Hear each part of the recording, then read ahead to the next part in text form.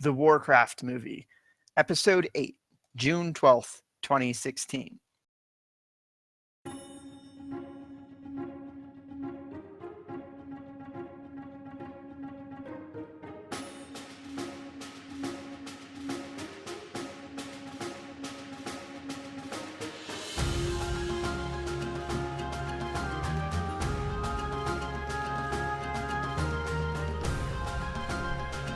Huzzah, adventurers! Welcome to Loot Table, your one source for all things online gaming.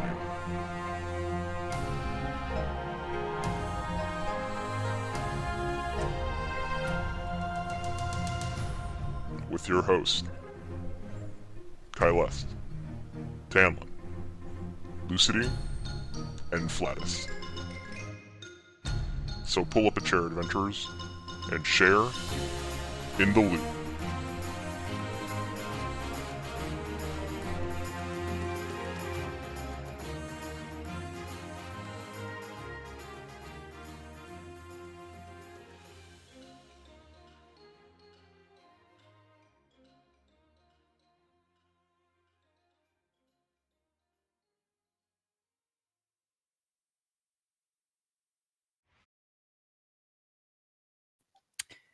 Live from Desert Rain Studios, talking about all things fun and interesting in the world of online video games, connecting gamers with the game they play. Won't you please pull up a chair and join us at the Loot Table? I am one of your normal weekly regular hosts, Tannlin. With me are our three other regular weekly normal hosts. I have Caeleste, I have Lucy, and despite having no video today, Flattuss is actually here with us. Hi. And super sick. I'm trying my best.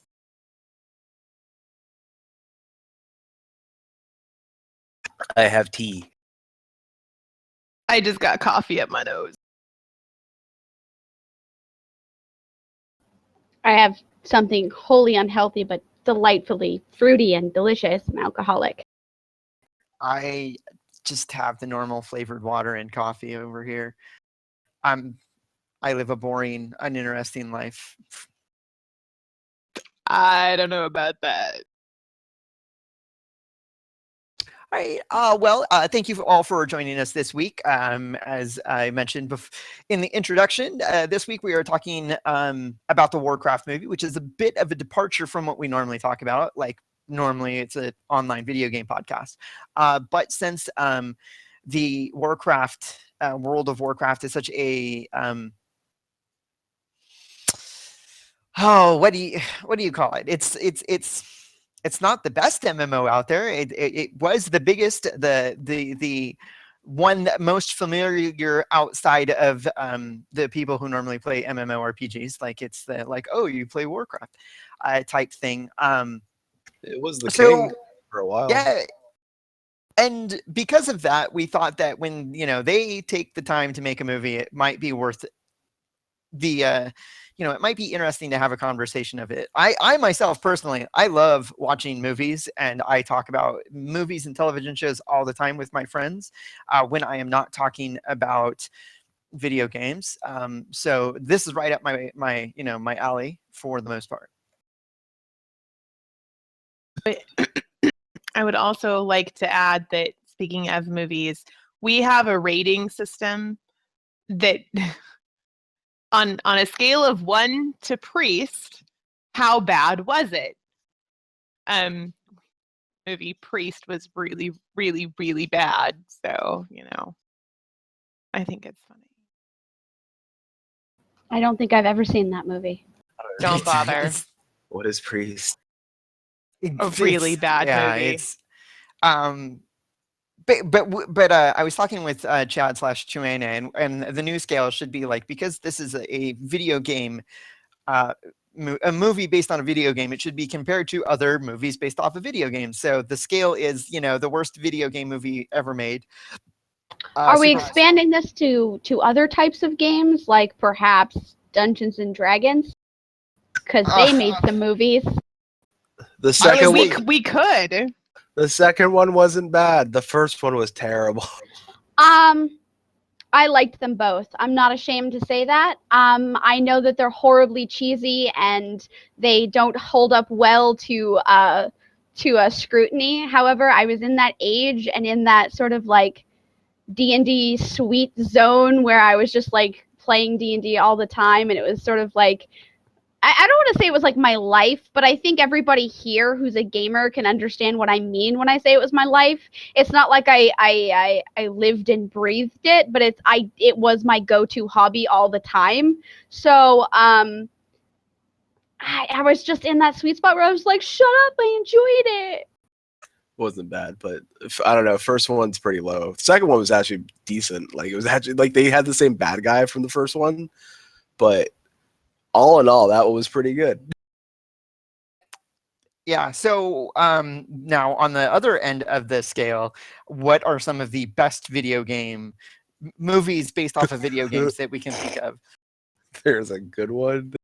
I don't think that all of the Resident Evil movies were bad. Silent Hill was pretty good for what it was. Silent Hill was pretty okay. Yeah, it was pretty okay. The first Resident Evil was pretty all right. Second one was okay. It started losing me a little bit. third, fourth. Yeah, I think the one that were, I don't know, there was one where she was like, oh, she might as well just be God because she has all these powers available to her. Mortal Kombat 1's pretty good. When I watched Mortal Kombat, I was like, this is not a movie. This is a string of music videos. There was a Need for Speed movie starring Aaron Paul. I'm not sure how well it did. It could have been a good movie. I didn't watch it. Oh, that's a good point. Angry Birds is technically a video game movie. Oh, God, I forgot. There's 2 video game movies in the theaters right now. Angry Birds. Hey, I like Angry Birds, but I'm not gonna waste my money and go see the movie. Like if it comes out to Redbox and I can get it for $1, I might. Maybe. I feel like that's definitely something that kids would want to go see. Street Fighter was so bad. Oh my God, so bad. Right. So what we're probably getting at is that up until this point, movies based off of video games have not had the best reputation at all. No, they didn't. But I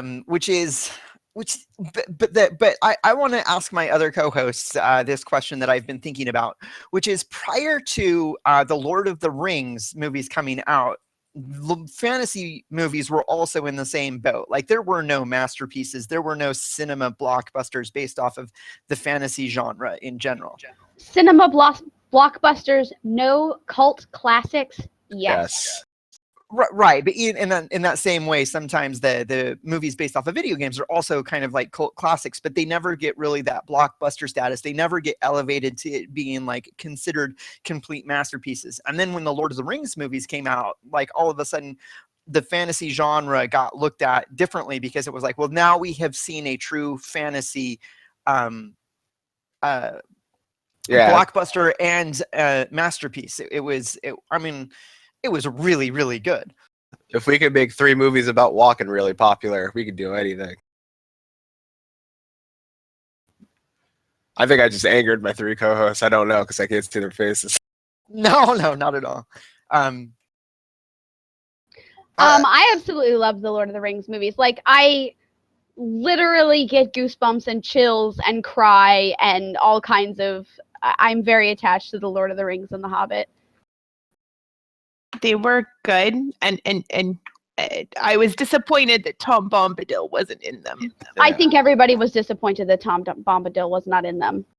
And I cried like a weepy little bitch when we walked out of the Smog movie in tears. Just Melitor, I would like maybe clarify a little bit. I don't think we're trying to compare WarCraft to Lord of the Rings, but I think what our point is that we're trying to say that fantasy movies in general weren't popular up until, like, weren't as blockbuster popular up until Lord of the Rings.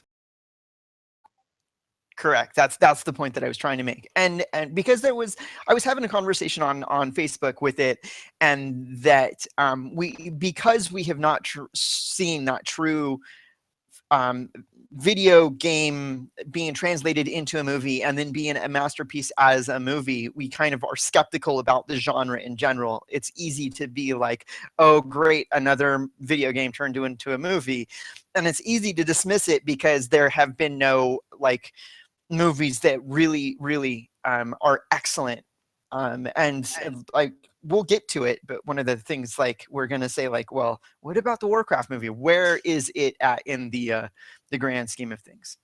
I would almost say that growing up with the evolution of really bad, like first of all, not seeing anything in like our genre on film, and then growing up with like the bad cartoons or the cheesy cartoons, not necessarily the bad cartoons, but like the cheesy fantasy cartoons, and then like slowly. I was gonna Go say ahead. like Commander N and Legend of Zelda, like those 80s, early 90s. I NES meant more of cartoons. like the Dungeons and Dragons cartoon, Oh, which okay. again I absolutely love in all of its horrible cheesiness.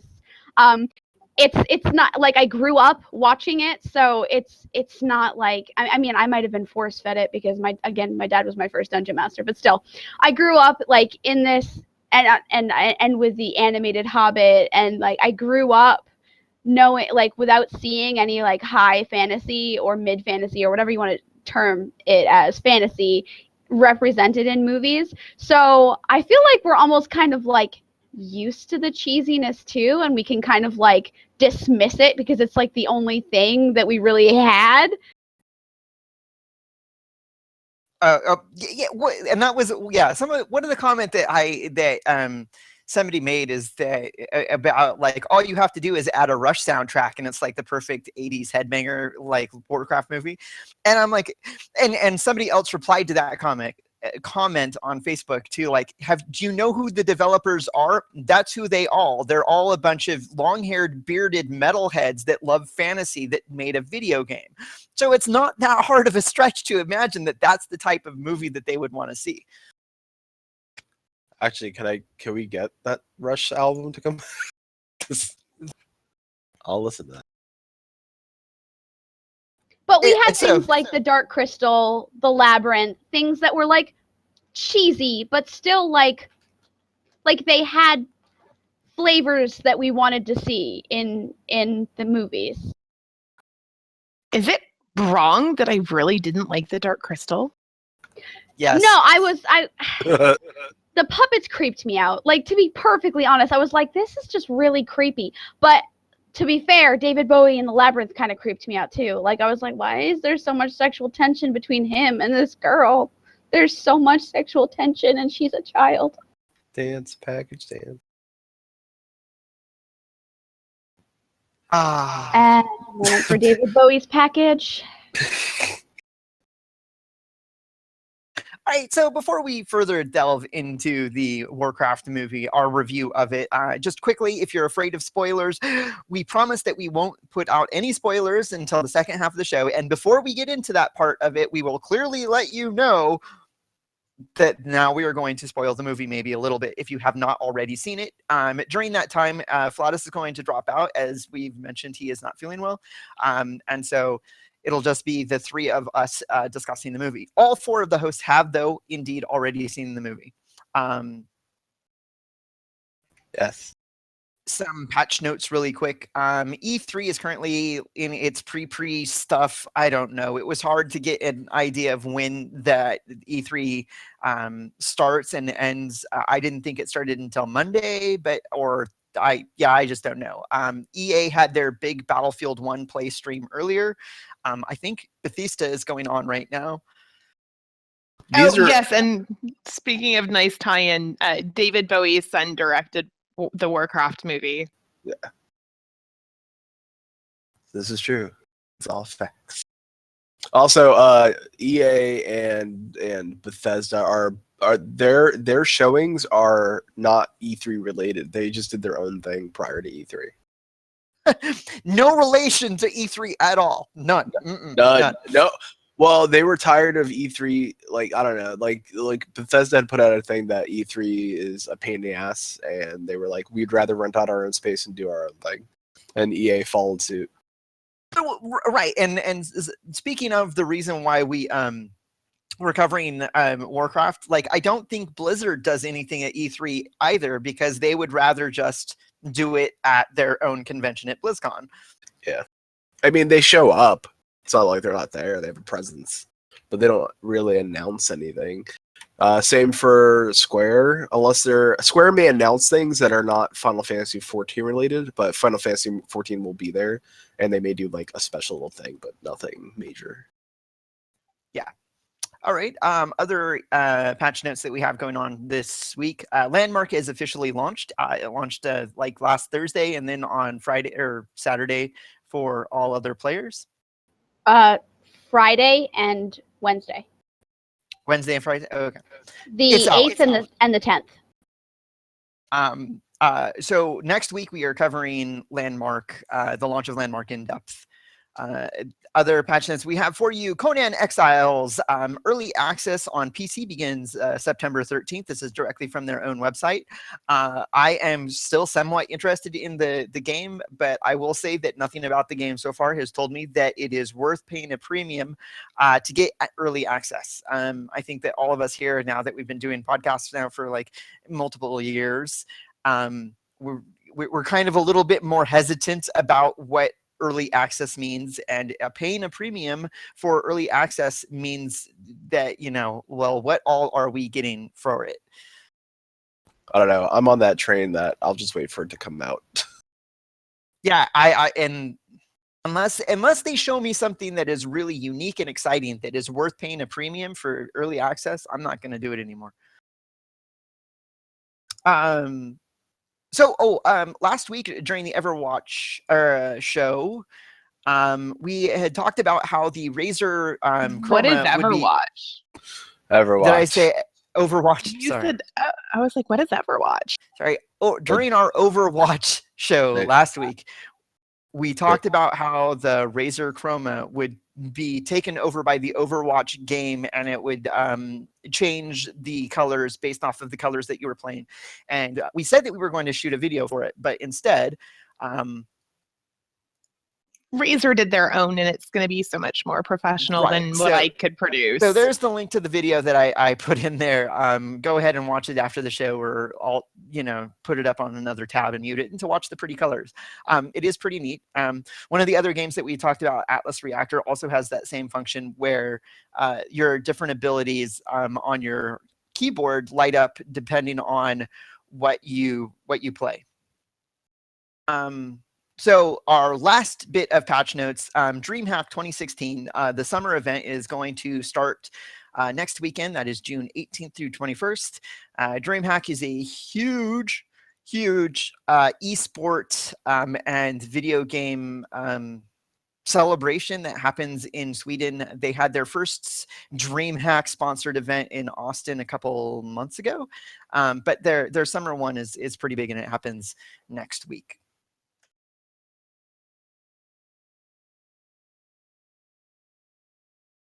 So I am going to now put up the big WarCraft movie. Live from Desert Rain Studios, the WarCraft movie. We shall now we have a script. We're all going to read out the parts. So for starters, I'm going to copy and put up the box office numbers that the WarCraft movie put up. It put up $24 million domestically, and 286 million globally off of a $106 million budget, which means that it's almost doubled its budget. I think that this means that we can expect to see sequels. If they're not penning the contracts up for their second, third, fourth, maybe even fifth movies, I don't know what they're doing. Me either. That isn't to say that it was a great movie. It certainly, in my opinion, wasn't a masterpiece, but it wasn't as bad as I was expecting. I was mentally preparing myself for, oh my god, it's going to be bad. I could say this because I read the reviews prior, like, which I know was probably dumb on my part, but I was like, let me see what critics are saying. And I'll say this: most critics, if you go read those reviews, they like Melitor said, they were comparing it to Lord of the Rings. A lot of it was for clickbait. They were panning a movie, I think, truly unfairly. Like, I almost, without knowing where the source material, you could kind of tell like the critics did not know the source material.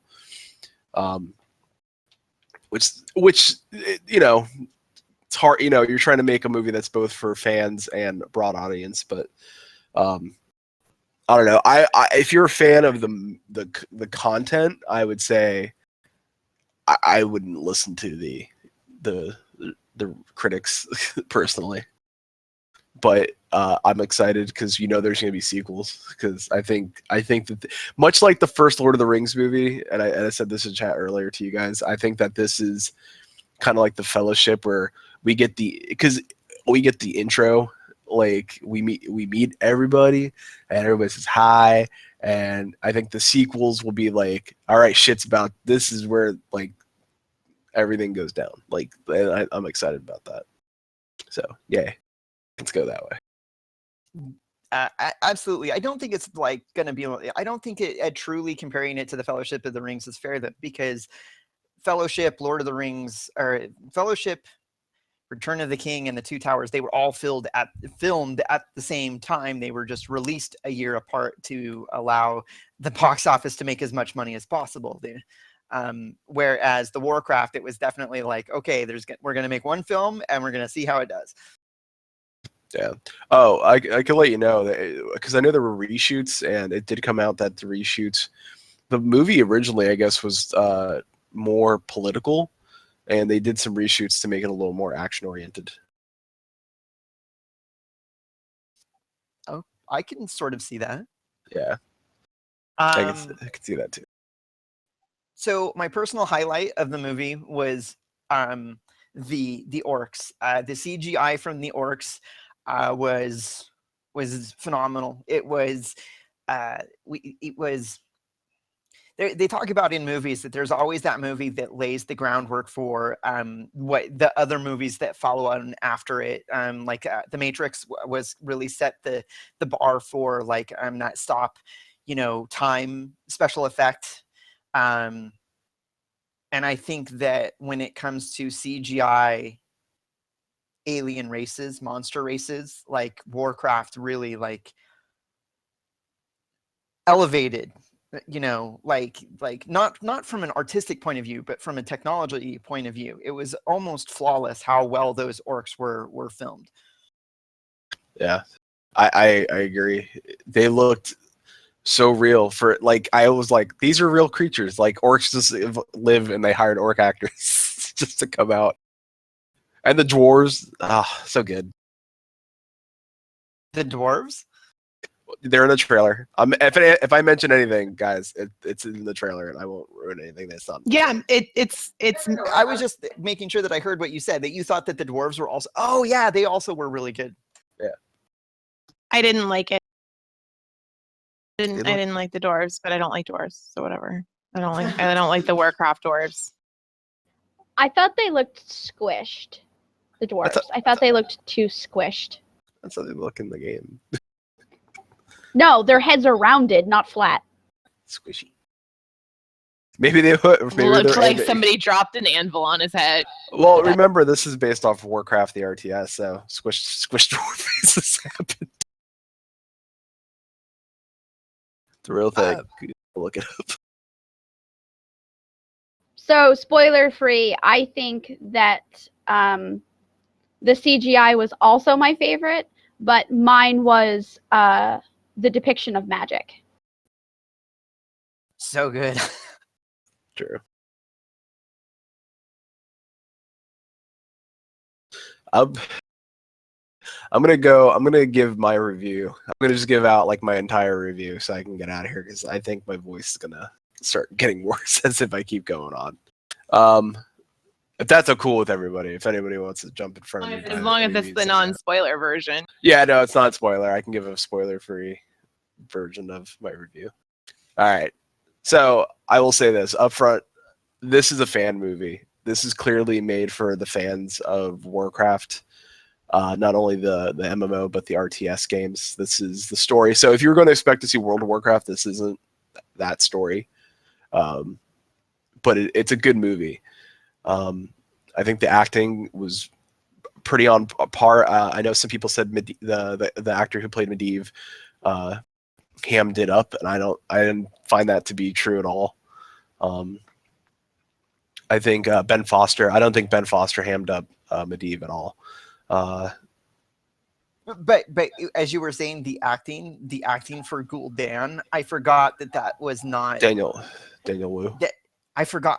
His acting was so good that I forgot that this was not just like that. This was stop motion. Like Yeah. he wore the suit and then they acted and filmed it. I was like, oh my god, that Gul'dan was so good. Yeah, it was. Gul'dan was fantastic. The emotion that was Toby Kebbell, who played Duratan, was phenomenal. And part of it was the CGI, the emotion in his eyes. You like, and Duratan is a character in the RTS that I connect with. I think I just like the backstory of who Duratan is and what he stood for, even in Warlords of Draenor. And like, as much as I dislike that expansion, I do like Duratan as a character because I think he stood for. He was different. Like clearly, he was like the orc that was different. Like true. Like, and this is not spoiler. This is just like game wise. Like if you know the character, it's like you'll love Duratan just seeing him up on the screen. Pacing. I think the pacing of the movie a little quick. Like if you don't know the game at all, like the RTS, the pacing, like the first part of the movie is a little quick. The introducing a little quick. Yeah, it is. It's super fast, and it's the introducing of characters. But I get because they have so many characters to introduce. I get why they did it. I wish. It almost seems like you don't want the movie to go too long, but I think if they would have given themselves maybe another. Yeah, pacing was way too fast. I almost feel like they would have given themselves an extra half hour. I think they should have given themselves 3 movies based on to tell the whole story and like not leave things out. I agree. It's such a rough. I would like to see like the DVD, like kind of like they did with Lord of the Rings, where the DVDs are like, or the Blu-rays are all like, here's 27 hours of movie that we didn't show you. Oh God, yes, please. Yeah, the pacing, I agree. It was way too fast. Yeah. I don't think that it needed to be split into 3 separate movies, but an extra, 30 minutes, 45 minutes, even like I'd have sat through a 3-hour Warcraft. I would have sat through a 3-hour Warcraft. Oh, movie. my entire point was that there was so much story to tell. It could have been 3 movies. Like they could have like gone more in depth into everything and had enough content. Oh yeah, they could have. I don't know if you want to Hobbit it, but they could have done it. Acting was great. Like I said, I had nothing wrong with Ben Foster. Daniel Wu was fantastic as Gul'dan. It's just phenomenal. Because I have all the actors here. What did you think? What did you think of the soundtrack? I don't. Here's the thing. I don't know. It seems like it was Warcraft 1 inspired, not Warcraft 1 soundtrack. Like, and I'm okay with that, but it seems almost inspired by the game. Like they had like Blizzard came in and said that our orcs and the Alliance have very specific sounds and music, and like they gave their input, and I to me it didn't feel like a Warcraft game because I'm used to that music, but it wasn't bad. I didn't even notice the music. Like it didn't make as much of an impression on me. I totally recognize. I totally heard the soundtrack throughout the whole movie, and I like did. it was such at times I think it was a little overbearing because it was like Yeah. literally like almost at the start of every scene it was dun dun dun dun dun. Yeah, dun. yeah, you got a lot of war drums. You get a lot of war like anytime the orcs are on screen, bump, bump, like all right, well, it's orc time. Let's go. You get a lot It of war didn't So drums. it's make kind of any like the sense. Fox and the Hound. Yeah, a little bit. That was all robot on my end. Yeah. Um, So I said it's kind of like the Fox and the Hound.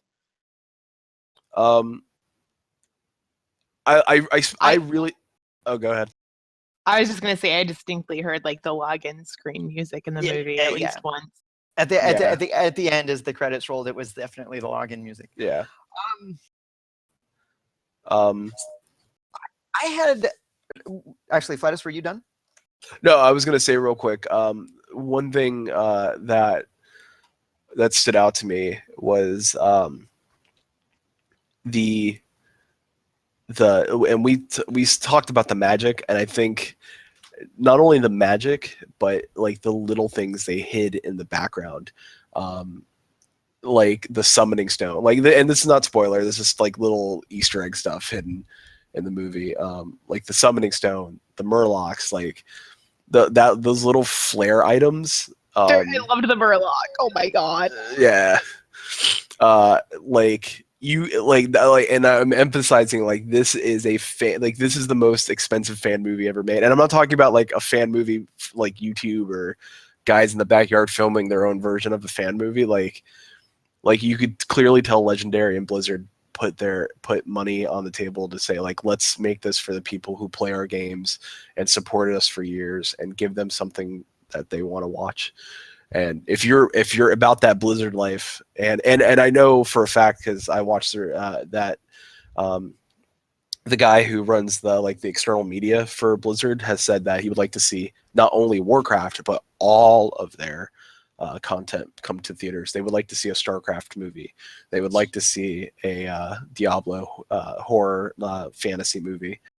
So, I am going to go off on a limb here and say that StarCraft would be an easier movie to make. It would be a better movie to make because StarCraft's story is much linear in that it starts at point A and gets to point B and then it ends, and then it starts at point A and goes to point B and then it ends. And WarCraft, especially once they launched World of Warcraft, the story is not so much A to B.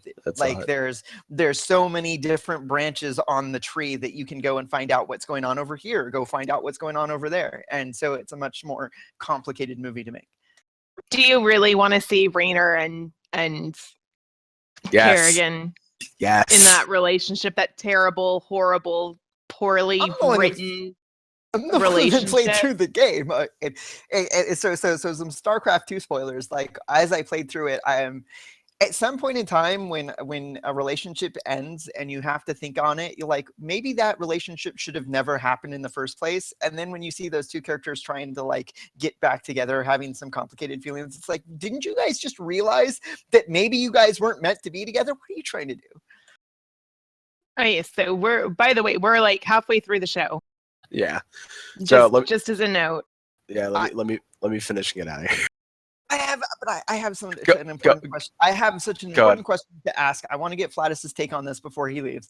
Sure. And that is that comparing the Warcraft movie to the Marvel Cinematic Universe, one of the things that they're quick to point out, and even Star Wars is now doing it a little bit too, that there's the movie universe and then there's the other universe, whether it be from the comics, from the novels, from previous released media.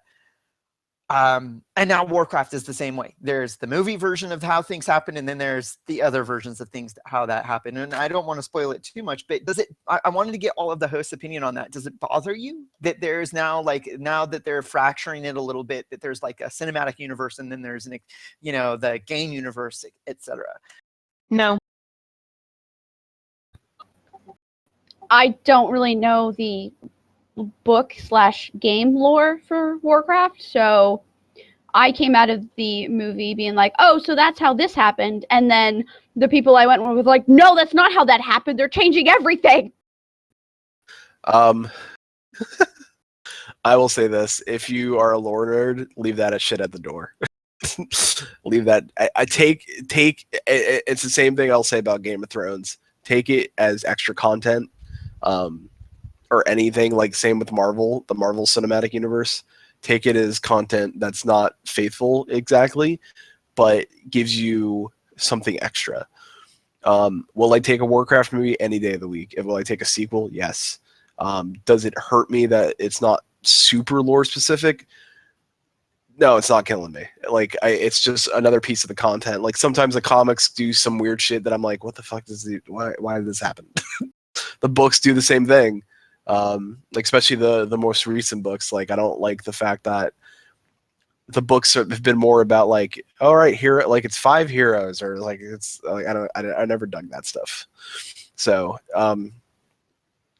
so I don't know. Like I'm okay. Like I'm okay with it. I'm in that cinematic world where I don't take it for I'm okay I will with it say in either way. general, it tends to bother me if a movie is made from a book and they diverge the plot. It does tend to pick at me, but I'm in the same boat, and the reason why is because, like, for one, I like to be able to have an understanding about the world, being able to predict characters based off of what I know about them, and so sometimes changing things about characters from one version of the story to another version of the story. It bothers me because suddenly they become less predictable, and it's harder to understand what the world is. Um, uh, and then there's having a conversation with somebody. Like if you're talking about talking about a story that happened, and you're like, well, what version of the story are we going off of? Are we going off of this version, that version, or this other version? And it's just, I understand why they do some of the times, and then other times I'm like, you know what, I don't get it, and it actually it bothers me. It removes the emotional investment because I don't want to be investing in something that is so temporary and changes. I don't know. I can see some RPers getting up in arms about it, like being like, well, my character's based on this version. Well, I mean, let's be honest here. Blizzard, like, if you really want to poke that much, I mean, Blizzard's fucking retconned the lore so much times in the game itself that, like, do I really care that they did this to the movie? No. At this point, I just accept it for what it was. Did they deliver a great movie? Yeah. I'll take it. Yeah, when we get into the spoiler sections, we'll talk about one of the characters specifically, and how some of the changes are really kind of confusing. Yeah. So, all right. So let me get out of here. All right. Real quick. If I had to rate the movie out of 10, I would say WarCraft movie is probably about an 8 out of 10. It's not entirely perfect. It does have some flaws, but it's definitely, if you're a fan of the Blizzard and the WarCraft universe, it's definitely a go see, especially if you played the original RTS games. Too much with like Bellator saying so much of WoW lore cause and effect, they've ruined some of the future storylines. I don't think that they're going to even pay attention to some storylines. I think they're going to concentrate on the core of what Warcraft's story is. And they're going to cut some things, and I think that's maybe for the wiser. That's probably my opinion. As a moviegoer, I would think there's too much. Like I would love more movies, but at the same time, if they're going to go like 5 movies deep, then don't cut anything else. But if they're only going to go 3, maybe 4, I expect some things to be cut. Thank you all. I will see you next week. Hopefully I'm feeling better. Thank you guys, and I have a good show. Good night.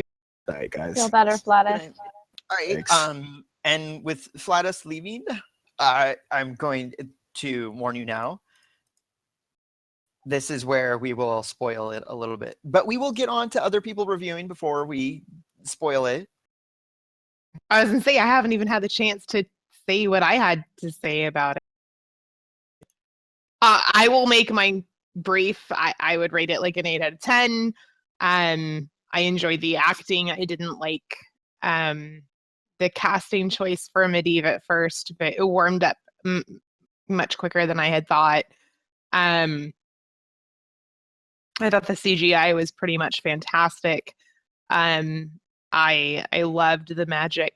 I don't even play a mage, and the mages were my favorites. Definitely my favorites. Gul'dan gave me the creeps, which means they did really good. I like the actor, but damn, like really, and I mean, there's the green stuff is all over the previews, right? I can talk about that. I can. Just wait a few minutes. Wait for Lucy to get hers I'll out, and wait. then we'll go and talk about.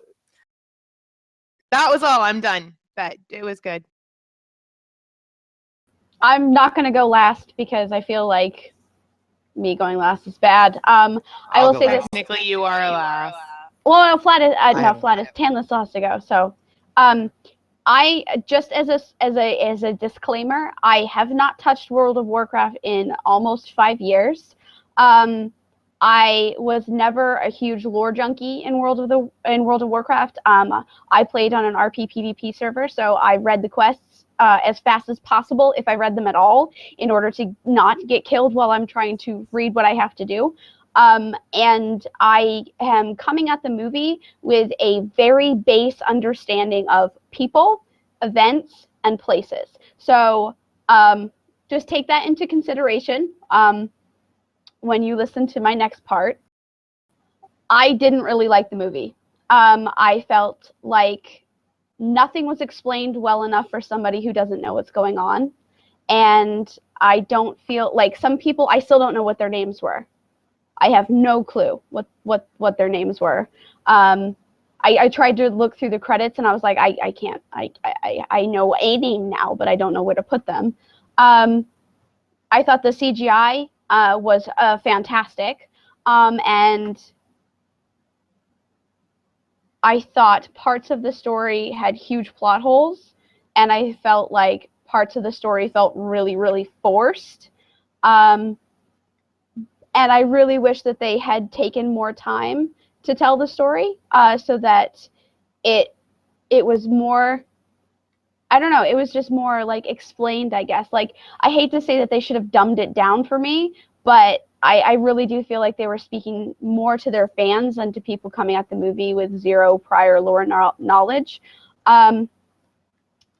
However, it has sparked my interest to go back and read all of the books to actually get all of that information that I feel like I'm lacking. See, the thing for me is I give it I don't even give it an 8. I was thinking it was more of a 7, but I was expecting it to be like a 3 or a 4 on the like a movie scale of 1 to 10. That said, like I agree with most of what everybody has said so far. I think that the acting where they were allowed to act and really develop the scene was really well done. However, I feel like most of the scenes were really rushed and crunched for time, so that when they were trying to establish the scene, they didn't have enough time to really establish what was going on. Because it was plenty rushed. I don't think anybody would argue that it wasn't. But then again, I don't have any suggestions on what they would do differently. As for fan service of the movie, it definitely was. Somebody had said that based off of the previews, they thought it was a gigantic recruiting tool for World of Warcraft. And after seeing the movie, I would have to completely disagree. It is more Warcraft 1 and Warcraft 2 Orcs versus Humans than it was World of Warcraft. And I'm going to go into a little bit of spoilers here, and that's because like we don't see the plethora of other races and other classes that are available in the MMO. We don't see. So going into the spoilers, one of the problems I had is that it felt like obvious Alliance propaganda. That's how I've been telling it to people. I feel exactly the opposite. As an Alliance player, I felt like the Horde had better characters, they had better scenes, they had more emotion invested, they had the more compelling story, like you felt for them more. I feel like the exact opposite. Every time I look at that stupid lion insignia, I'm like, what the hell, update your freaking icon. The Alliance like lion thing is just, I just don't like it. Little lion face. You know what I'm talking about? Yeah, I totally do. But the thing is that if you were to not know anything about World of Warcraft and you were to go and see the movie and then you were to walk out, my feeling is that if you heard somebody yell "for the Horde," you would think that they were advertising, in advocation of the fell magic that Caeleste was going um, to bring up. And but I could see kind of what Lucy is getting at, and that the orcs definitely did have some more compelling scenes. I think that if there was any faction that had more rush scenes, it was obviously the Alliance. Flattuss had mentioned that the original filming of the show or of the movie was more political, and they reshot some scenes to make it more action oriented, and I can 100% see that. Because one of the things that we know that from the lore that has been written and published so far in the Warcraft RTSs in World of Warcraft is that the next series of events that's going to happen is there's going to be an alliance between the different human kingdoms that didn't exist in the first movie. So we should see a young Prince Arthas. From the kingdom of Lordaeron, because as the first movie, there was only one kingdom and it was not Lordaeron at all.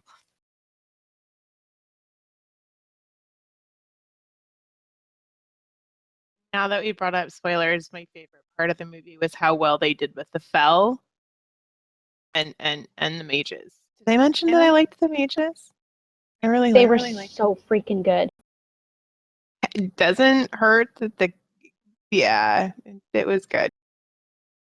I absolutely loved the way the fell magic just was animated, like it seeped into everything and it was insidious and it just felt like it was like infecting or corrupting or twisting or poisoning, and it just really felt gritty. And opposite that, I really liked the how when the mages would cast a spell, they had the geometric designs, and it was very ordered and very I don't know. It just felt like not necessarily. I guess it just felt arcane. It felt like studied and very ordered and orderly, and it had rules. Yes. We had a debate about the show beforehand about spoilers, because there are two very significant events that happen in the Warcraft lore that's already been published that occurred in the movie, and they happen somewhat differently in the movie. The first one being that if you knew Warcraft lore before the movie, you understood that Medivh was actually an agent of the Fell. He was not the savior of Azeroth, that he is in fact the person who opened the portal. If you, as a matter of fact, there's a whole dungeon that is dedicated to that event, the opening of the dark portal, that you can go and you can watch Medivh open the portal and let the orc horde run through. The Black Morass. Yeah, it's the Black Morass. It's in the Caverns of Time. You can go and run it. The second thing is that you can go and you can see Garona kill King Lane, which is one of the events that happens in Warcraft lore before, and it's happens in the movie. It just happens completely differently in the movie.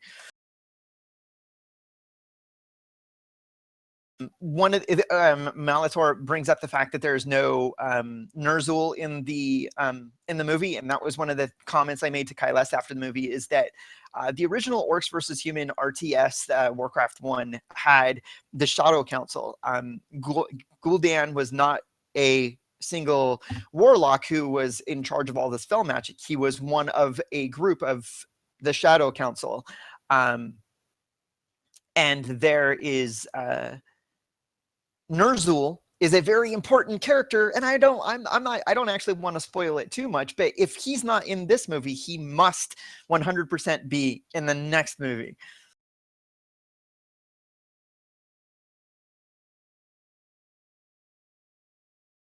Yes. Guys, I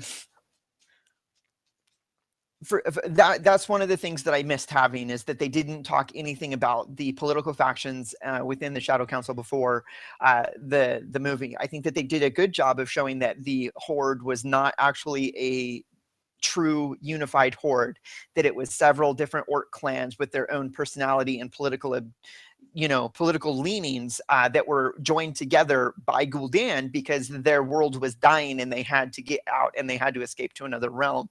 And that makes total sense. And I think that they didn't do the orc clans justice. Like they mentioned in passing, oh, look, there's the Laughing Skull clan, there's this other clan, but they don't really go into the personality of the clans. And I think that, again, that led to the movie feeling really rushed. That's basically my biggest complaint about the movie. Like, I feel like if they had actually like sat down like they did for The Hobbit and like really kind of like brought some of the backstory in and showed you some of the pieces that had been in play before this happened, I feel like I would have enjoyed the movie a whole lot more, because I came at it with almost zero understanding of the lore. Like, I knew what Stormwind was, I knew where Karazhan was, I knew I had heard the name Khadgar before. Like I had like a basic understanding of the lore. I knew who Durotan was and like stuff like that, right? I knew who these people were, but I didn't know their entire like backstory, and I didn't know their histories, and I didn't know like the entire story of how the opening of the Dark Portal happened. And I feel like they did a good job visually representing the world. I feel like when I saw the Dark Portal, I was like, oh my God, I've been there. Like, and when I saw Black Rock in the distance, I was like, I know that place. Like, I feel like they did a good job there, but they definitely made it for people who had a basic understanding of the world before coming into the movie, because I literally didn't know what the king's name was for the first, I want to say 75% of the movie. He was just the king to me. I was like, I have no idea who this person is. Well, and even Caeleste was confused about who Anduin was. Because there's more than one Anduin in lore, and they didn't, and they called Lothar Anduin and Lothar. So it was confusing in that, because it's like, are you calling the little boy Anduin? Because like, if that's supposed to be Anduin, then where's Varian? And that's not right. And why isn't he blonde? Exactly. Well, and that's the only thing I know about Anduin. And it was the wrong timing. Like, that it would have been way too early for that to have been Anduin. Rin. It would have been, I mean, like, that's Varian Rin is the little boy, but the one that they're calling Anduin is Lothar, and that for me was actually confusing. I thought that Lothar was his first name.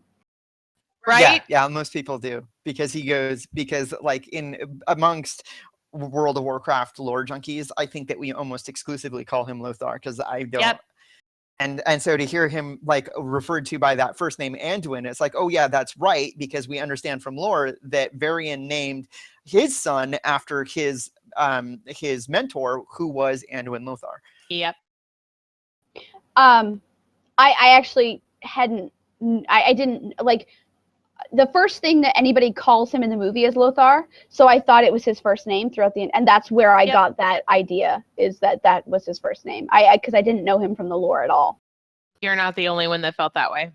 And even as a lore junkie for myself, right, that this is going to be confusing, right, is that we understand that King Lane is the king of Stormwind, right? But there are 7 human kingdoms, and Stormwind is only one of the kingdoms. Where does Anduin fit in Anduin Lothar fit into the grand scheme of where he is from? Because I think in lore they refer to him as like the last son of Arathi, and it's like, okay, well, where does Arathi in this world? One of the things, like I had mentioned before, is that that we talk about the alliance of the 7 kingdoms of humans, right? And so when King Lane went to that council and asked for the assistance of the other races and kingdoms in the world, you see that the dwarves are represented, the elves are represented, and the kingdom of the Kirin Tor is represented, based out of Dalaran. But there are more kingdoms than that. There's Gilneas. I didn't realize it was the 7 kingdoms of humans. I thought it was just the 7 kingdoms and that the dwarves were part of that and the elves were part of that. And okay, so I'm like really behind on my whole lore thing. If I'm put on the spot, I think I could name 5 of them. There's Arathi, the kingdom. I think Arathi is one, but for sure I know there's Stormwind, Lordaeron, Gilneas, Kilturris. I don't know. I won't even try. I think it was definitely interesting to see the Highborn rather than, I think they're the Highborn and not the Blood Elves and not the Night Elves. They're this other thing that happens. They're the other thing that happens before the Night Elves or the Blood Elves, right? I thought that was cool.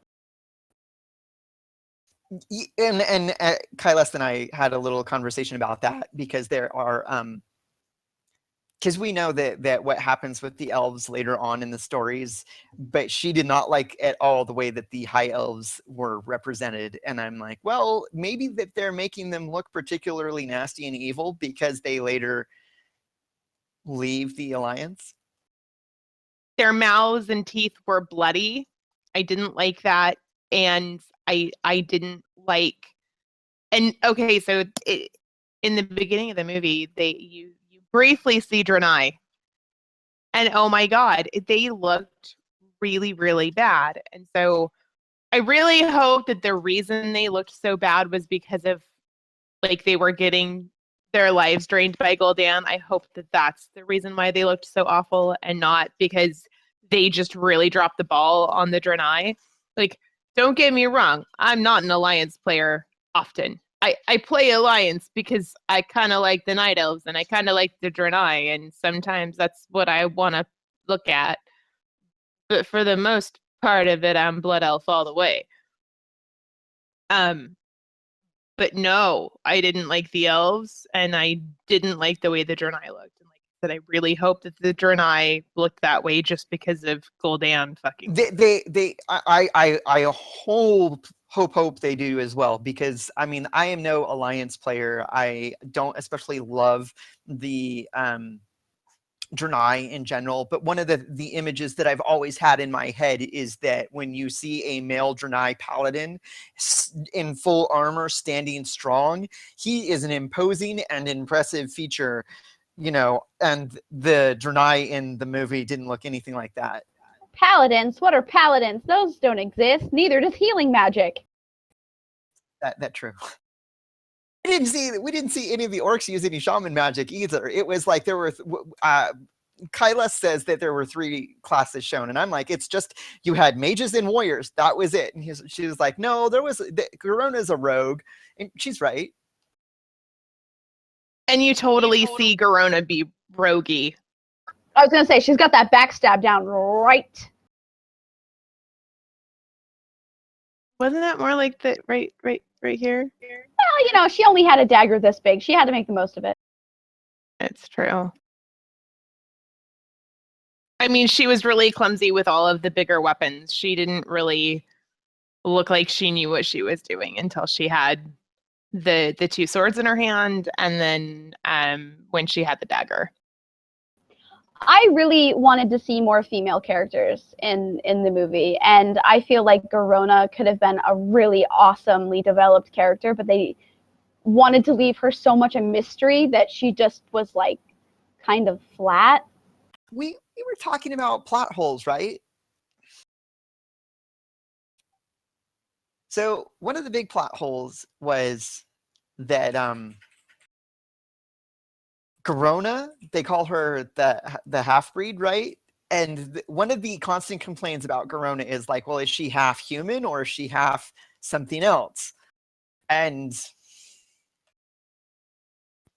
I think know. I think the implication was that Medivh is her father instead of her lover, because in the Warcraft lore, as Malator pointed out, that Garona and Medivh in the Warcraft lore prior to the movie were actually hooked up and had a kid even, and in the movie it seems like they're replacing Medivh as her love interest with Lothar as her love interest. I hated it. Did nobody else notice that she spoke to the Draenei in the Draenei tongue? I noticed. She's half Draenei, half orc. And she also knew human too. That was Common, the other, yeah. and then she's like, "Oh, I learned it by from the prisoners." And I think, and that was one of the things that I was having a discussion with in my head as I was watching the movie. It's like, well, is that the implication that they're rushing through, and implying that it's not literally like the next week after the orcs come through the portal, they're already warring with the human kingdoms, or are they trying to imply that the orcs came through the portal, they took some prisoner, and over a period of years and months, she learned the language and then they warred with the human kingdoms? Or did she know human like that fast, which would be really Some people pick up languages really quickly, and if they wanted to make her like super intelligent like that, I think that would have been great, but it wasn't explored or explained at all. And I felt like her character could have been so in-depth and so rich and so interesting, but they wanted to leave her so much a mystery that it just fell completely flat for me. Like, she was basically slave girl that everybody lusts after. no arguments there. Thought you said she wasn't attractive. I didn't say she was. I said that that's what her role was in the movie, was the slave girl. Lucy understood what I was getting at. I smelled You the agreed trap. that everybody. But that's, I mean, like Khadgar was like, "Hey, what's up?" And then she's like, "You want to sleep with me?" And he's like, No, really, I don't. I just can't stand up for a couple minutes. It's fine. Yeah, and then yeah. And I just felt like the romance between her and Lothar was so forced. It's like literally like the director put them together and is like, "And now you keep. Now you keep." Yeah, but it's like how I mean, really getting that on-screen chemistry between characters so that it feels like a natural love is such a hard thing to do, that like literally they could have removed everything out of that movie and just put the two of them in, and it would still take 2 hours for it to feel like a natural connection between characters. I feel like her development was better than his, because hers was like, he's a really good warrior and he has a lot of honor, and she like developed that like idea of him. You saw her develop that idea of him, but his was like, you know, spoiler alert, double spoiler alert, my son just died, I'm really in pain, so I'm gonna take that out on you now in the form of sex. I think that was one of the bad decisions that they made, because I don't know if Anduin Lothar, I don't know if he had a kid in the Warcraft story prior to the movie, but I don't think so, because it's based off of an RTS, and the fact that they would have had to written in an NPC child like that, I don't think that they ever did. So what role the character had that was killed, you know, Anduin, that caused Anduin Lothar to like develop a hatred for the orcs, like it's like, oh, orcs killed my kid, now I hate them all. It didn't need to be done. He didn't need an extra excuse just to hate the orcs. He could have been just as simple as like, King Lane, my childhood best friend, was slain by orcs, I hate them all. Actually, he really did have a kid. His wife really did die in childbirth too. Oh, in story, not really. That character It development wasn't really made up broke for my the heart. movie. That character development really broke my heart when he was like, I think I spent so much time blaming him for his mother's death that I never, and the kid just like kept pushing himself into the soldier's life to try to gain his dad's love, and then he died because of it. That was kind of sad. Yeah, I totally didn't cry at that though. Oh, I didn't cry, but I was definitely like, oh, that really sucks. Especially with the long eye contact between him and Blackhand. Yep. The orc. That fight scene between him and Blackhand was absolutely the worst.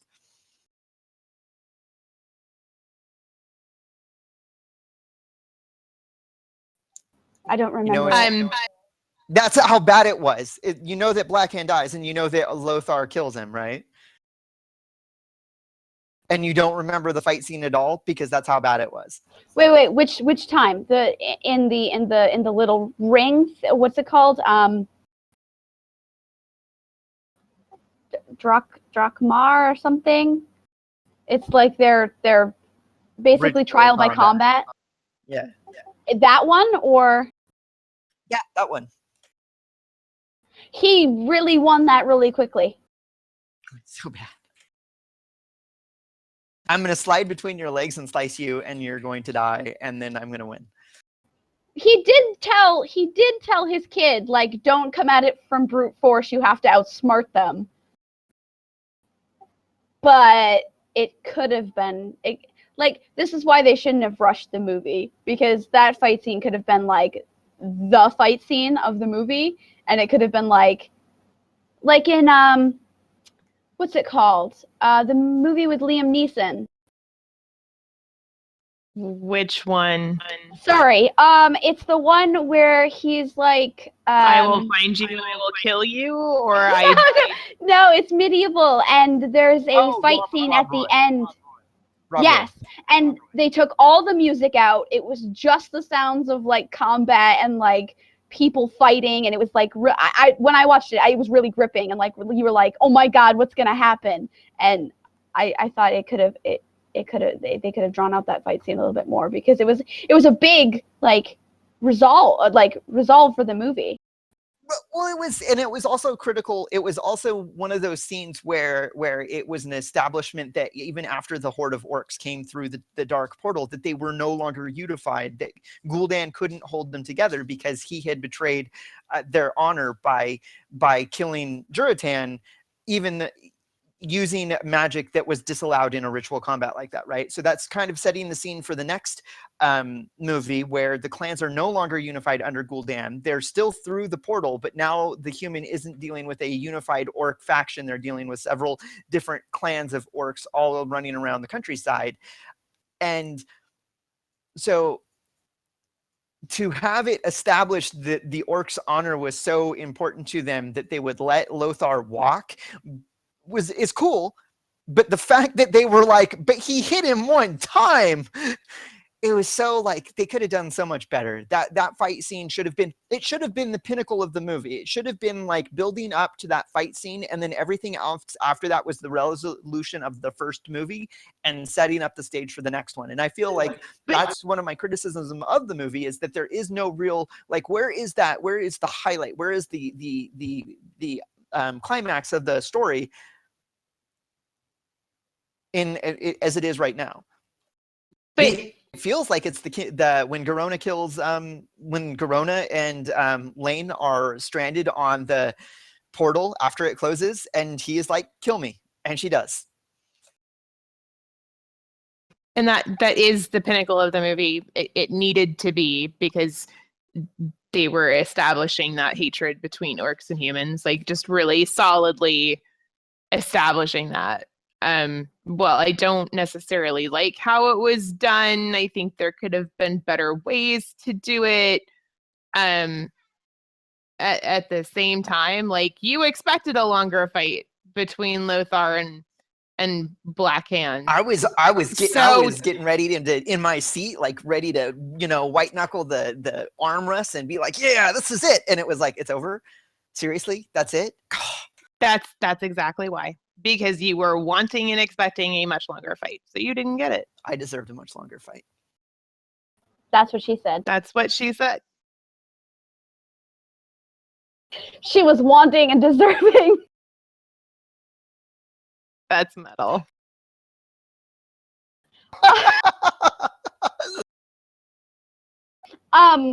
I think that the next movie is going to feature Garona a lot more because she was given a task to try to unite the humans and the orcs and establish a peace.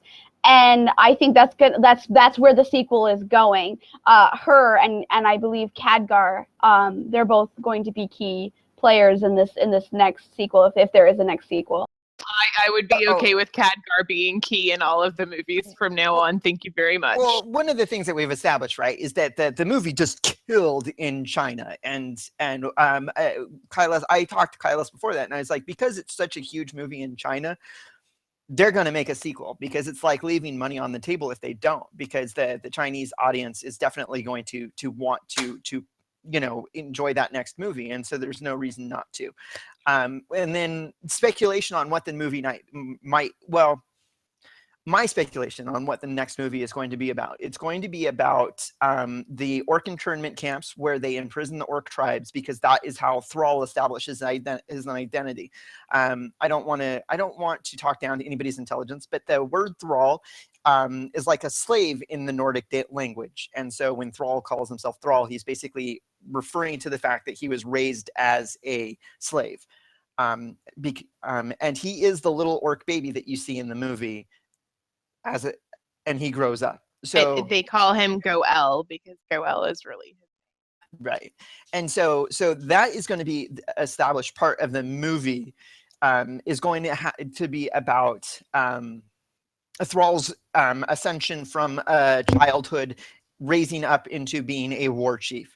On the orc side. On the human side, it's going to be about Lane, because not Lane, Varian, because King Varian was also taken prisoner and forced to fight on as a gladiator for the orcs, and that's how he gets the scars on his face.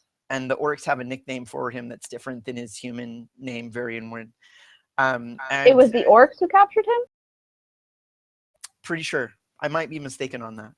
I know that he fought as a gladiator, and so even if it wasn't that he was kidnapped and raised by orcs as a gladiator fighter, that was part of his identity, is that he fought in a gladiator as a young adult. Humans, orcs, it could have been dwarves for all I know. What does it matter? But it's going to that next movie needs to be about the establishment of Thrall and Varian, going from young adults into their ascending into their characters that they actually are, the war chief and then the king of Stormwind. And then the movie ends with Thrall leaving the Eastern Kingdoms and Varian coming back to Stormwind and becoming the king.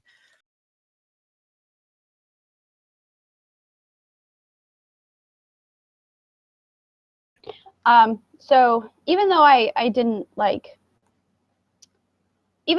really enjoy the plot of the movie because I couldn't really follow it, I guess, the discussion that it sparked afterwards, one, got me seriously interested in the actual lore of the WarCraft genre. I'll just say actual lore because the movie is one movie, and then there's like tons and tons of books and game lore and stuff like that. So I don't mean to talk down to the movie lore, because I'm not doing that. I just mean the already established lore in paper and video game form.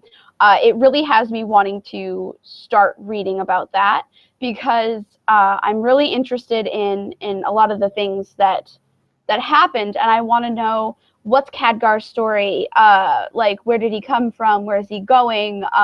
Where did he go eventually? What's Medivh's story? Tell me about Karazhan. What happened to Karazhan after it got all blowed up and stuff like that. So I vowed myself almost 5 years ago that I was done with World of Warcraft, that I would never pick it up again, that I would never ever play the game. I was just done with it, right? I had a lot of bad experiences and it just soured.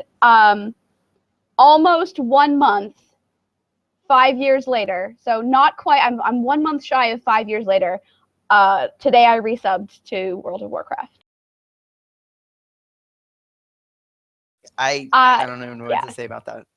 I didn't like the movie, but like I feel like the story was there and could have been told better, and I want to know what it is. So not only that, but the new expansion coming out has to do with like the Emerald Dream, and I've seen on a random wiki page and heard rumors that druids, like high-level druids, might be getting cool like Dreamways ports and things. And as we all know, druids are the best class, in my opinion, and are for fight, and I need to be able to experience this Emerald Dreamness.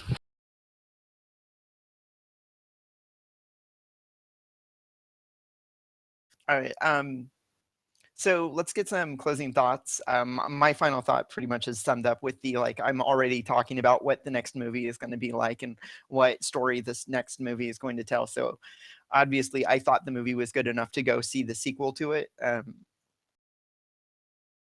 He thought it was good enough to maybe go see it a second time. That's true. Point that out. That's true. We've mentioned before that to drive in to see a movie is a 45-minute drive through like the vast wastelands of the deserts of California. And if it wasn't for that, I'd go see it again a second time. Because his wife isn't compelling. The power of matrimony compels you. Not strong enough. Well, we can't see it tonight unless you want to miss Game of Thrones. Okay. All right, so we might be seeing it again tonight. We'll talk after the show. I don't know if I'd go see a sequel, probably, but maybe, I don't know. But I'm definitely looking at buying either the paper books or ebooks and reading through some of those stories, because I feel like there's a lot of really cool stories that I missed out on having to rush through the content of the game.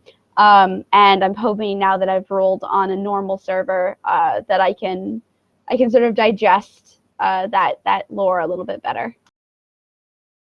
I would totally go see a sequel, but we should all know, like, Blizzard fangirl.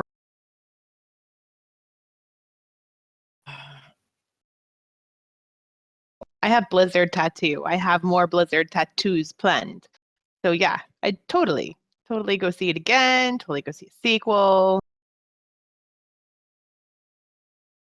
All right, so we've gone on for over an hour and 15 minutes about the WarCraft movie. I think it's going to wrap it up. For a do better this week, I don't want to be overly political, but I do keep abreast of what is happening in the world in general. And so my do better is directed to all of us, all of humanity. Let's all just try a little bit harder to be better human beings. Hug the ones you love. The background from this week's loot table is from World of Warcraft. It is a screen capture of the mountains in Mists of Pandaria. I chose it. I really have always liked the setting of the Mists of Pandaria as terms of landscapes and everything.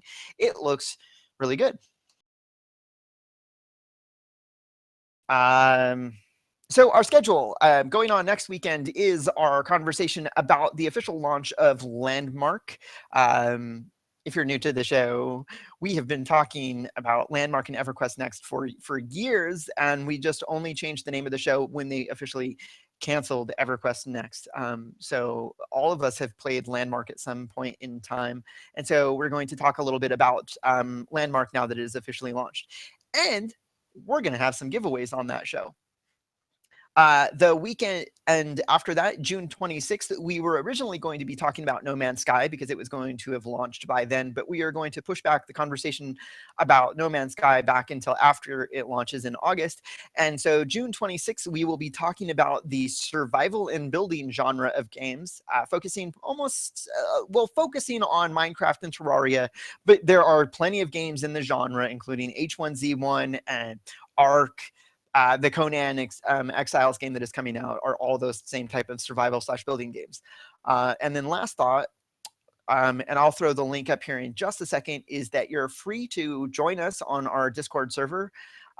We all of us regularly hang out and have conversations on our Discord server about pretty much everything. If you are looking to join in on the conversation, you're welcome to. Flattuss isn't here, so I guess I get to do the shameless part of the show. That we do not ask for money. We do this podcast because we enjoy talking about video games, and we like bringing the conversation to you whenever we can. We love to hear about your thoughts about everything that we're talking about. If you have show ideas for future things and want to let us know, you can always tweet at us. We are at loot_table. You can email us. It's contact@loottable.net. If you've missed any of the shows and you want to catch up, we're on YouTube. I'll have to find the link because it's a pain in the ass to get a customized URL, and I forgot what it is all of a sudden off the top of my head. But we are also on iTunes and Stitchers. You can just search for Loot Table and it'll pop right up. We also have all of our shows up on our official website, which is loottable.net. All of our Twitter handles are underneath our names. I'm at Tannlin. Caeleste is at Blood Knight Kai. Lucy is at Lucitie. I think that's it.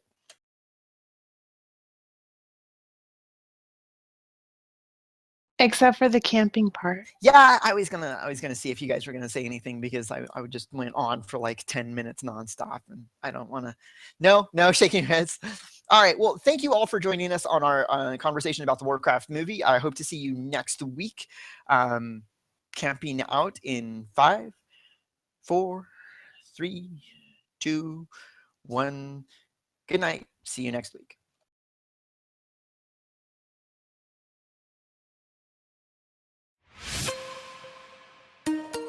Thanks for listening. Send us an email at contact@loottable.net. You can contact our host on Twitter. Caeleste is at Blood Knight Kai. Lucitie is at Lucitie. Tannlin is at Tannlin, and Flattuss is at Flattuss.